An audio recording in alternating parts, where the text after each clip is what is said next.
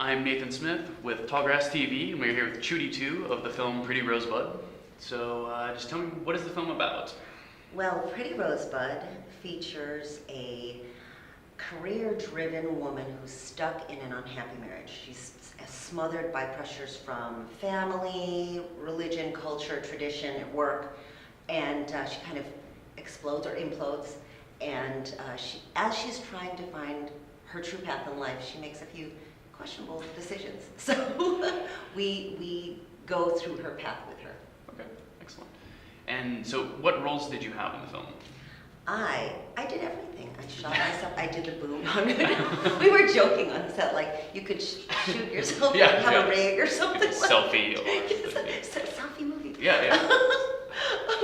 I was a screenwriter, and I am the lead actress, and then miscellaneous. I also was a producer, one of the producers. Okay, excellent. And your husband directed, right? Yes, Oscar Torre. He is the director, and he also played a supporting role, the boxer. So excellent. The hot boxer. Some women have said, and some men too. But they said he's the hot boxer. So what was it like working with your husband on set? Okay, I have to say, the best experience ever. I mean, ever. And I know that you are an actor as well. I mean, if you could have someone who knows your strengths and weaknesses, or shall we say challenges, as a person, as an artist, as an actor, whatever. He knows me inside and out. So to help get the story across, get the best performance possible, he just, whoa, like a fine-tooth comb, knew how to deal with me and direct me, but not just me, because he's such a strong actor as well. He knew how to talk to the rest of the cast and the crew. Like, it was just seamless, and I am so excited to work with him again, in the future. So, did you find, when you were writing the film, and did you know that you were going to act in it? Absolutely. Okay. Yes, I did. How did that affect the writing process? Oh, that's a really great question. It's a totally different hat. I don't know if people realize that, but I don't write thinking, ooh, then I will look to, camera left, and, or whatever. Or even the art, like, oh, will I like acting like that? I don't do that because it's way too confusing. You know what I mean? I literally write, this is the story I want to tell. And it's just writer. And as a writer, I do multitude, dozens of passes for each character, trying to make sure that each character is balanced. You know what I mean? It's not just the sissy story, or, it's not monodimensional. So, in essence, I almost act like an actor of every single character. Okay. When I'm writing. Sure. Well, where did the genesis of the film come from? How did it start? Well, there are a number of seeds, if you will. I am a first-generation born American, Asian American, and growing up, I know that a lot. I grew up in Milwaukee, and it's so funny because when I go to other parts of the country, people will be like, "Really, there are Asians in Milwaukee?" And I'm like, "Yeah, there are Asians everywhere." In case you didn't know. So what I wanted to do, what I sought to do, was tell a universal story that just happens to occur to an Asian American woman in an Asian American family. The cast is very multicultural because that's how my life is and my friends' lives are. Like, all my friends aren't Asian. I get to, it's the rainbow, and so I definitely wanted to reflect a story like that. And then there are a couple of other themes, not just the experience of an Asian American family and a woman in that, but also the conflict between the immigrant parents and the American-born children, ABC, American-born children. Latinos go through it.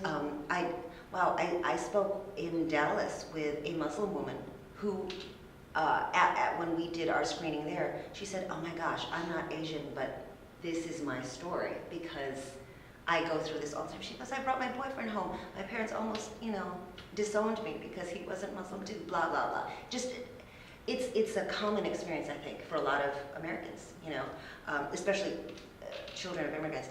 And then finally, one of the big themes in the film is that I think a lot of times as women, in my generation, ish, give or take 10, 20 years, you know, earning a lot of money, being, not a lot of money, but what I mean is being very career driven, like being a breadwinner, being very ambitious, if you will, in our careers.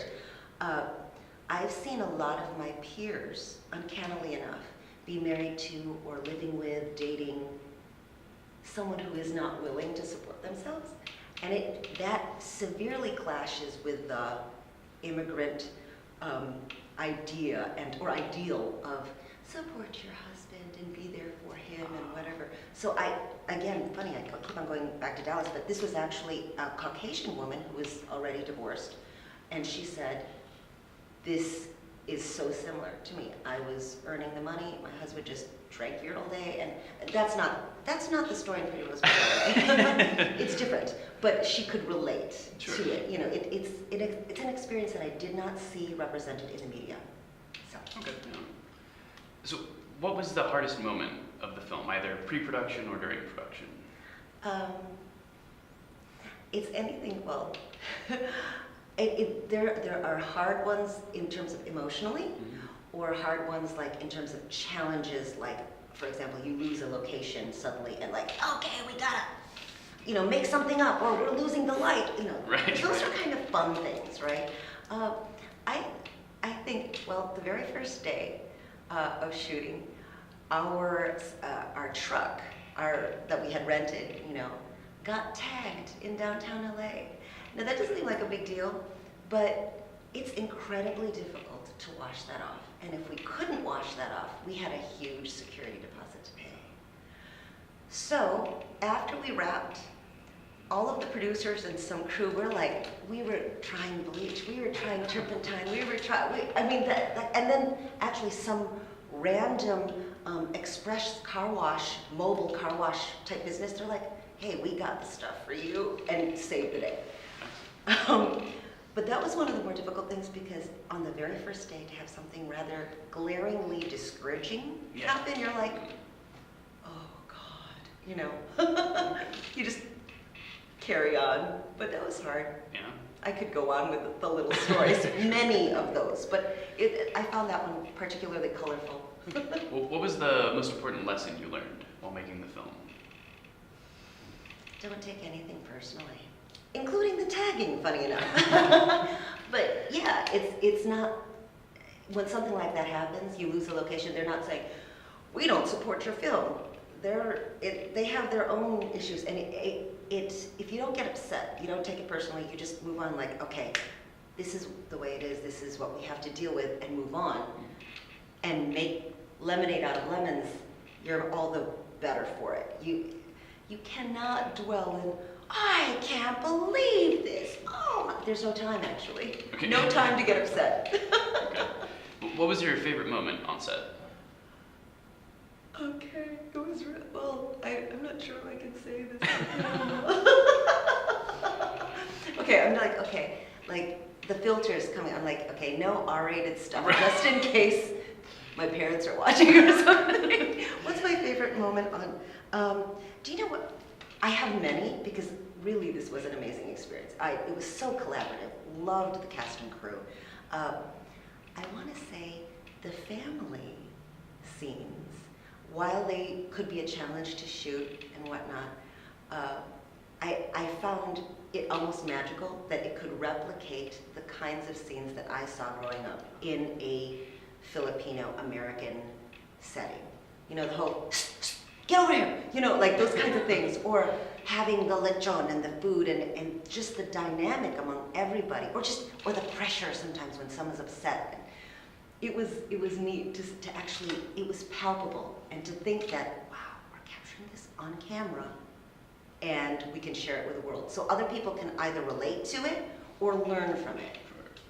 Well, what's next for both the film and for you as a filmmaker? Oh, so for the film, we're really excited. We are having a theatrical release in January. Woohoo! January 16th. Congratulations. Yay!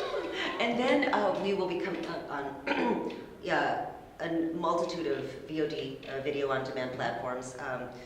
You know, iTunes, Amazon Prime, Google Play, Hulu, Vudu, I just am go, blah, blah, blah. You know, all those wonderful, blah, blah didn't mean bad. It blah, blah meant there are many and we love you all. So it meant positive. And I just get confused with so many. And then me, personally, I have several writing, producing, and acting projects in the works. My husband and I are going to shoot a short film. It's kind of funny because we did it backwards. At first, we did a feature. Right. Now we're going to do a short.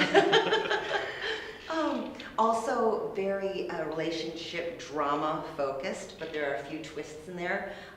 He and I, what's cool, we're very drawn to things that have a message. And we have a hard time just doing something that's fluffy. I love watching fluffy stuff, but my pen, when I'm writing or when I'm typing, it ends up being so serious, or you know. So I strive to put some humor in there, but it tends to have a serious theme, underlying theme. I also have a few features that that's how I write. I don't just write one. I kind of dabble wherever my ideas start to flow. And actually my husband is going to the Dominican Republic to shoot a film as an actor, Ladrones, part 2 of Ladrón que roba ladrón. That was a film he shot several years ago. So one of my plans is to go visit him. Oh, yeah. That I look forward to. Dominican Republic, don't need to twist my arm. So. Nice, nice. Well, is there anything else you'd like to add? I think just a great big thank you. Really, this is an experience that I couldn't forget even if I tried. You know, every moment has been truly amazing. So to thank the whole Tallgrass team. All right, well, thank you very much. Thank you, Nathan.